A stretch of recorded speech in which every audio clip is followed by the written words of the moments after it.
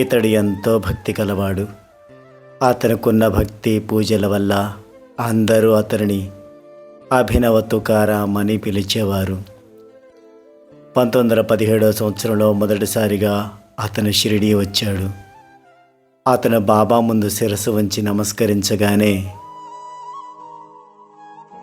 ఇతను నాకు 4 సంవత్సరాల నుండి తెలుసు అన్నారు. బాలాబవ్వ సుతార్ ఆశ్చర్యపడి ఆలోచించాడు. ఇప్పుడే కదా నేను మొదటిసారిగా షిరిడీ రావడం, మరి ఇది ఎలా సాధ్యం అని.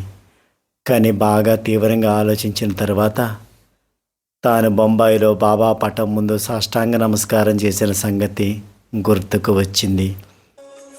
అప్పుడు అతనికి బాబా అన్న మాటలలోని భావాన్ని అర్థం చేసుకున్నాడు.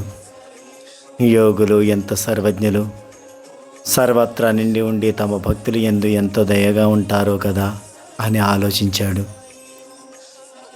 నేను ఆయన పటానికి నమస్కారం మాత్రమే పెట్టాను. ఈ విషయం బాబా గ్రహించారు.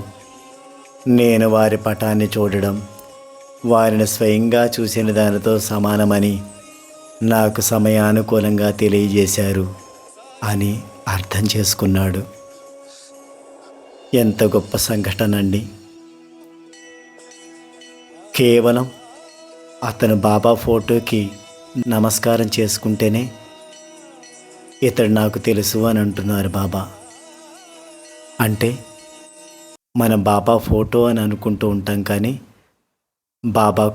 బాబాకు ఫోటోకి తేడా లేదనేది ఈ సంఘటన బట్టి మనం గ్రహించవచ్చు.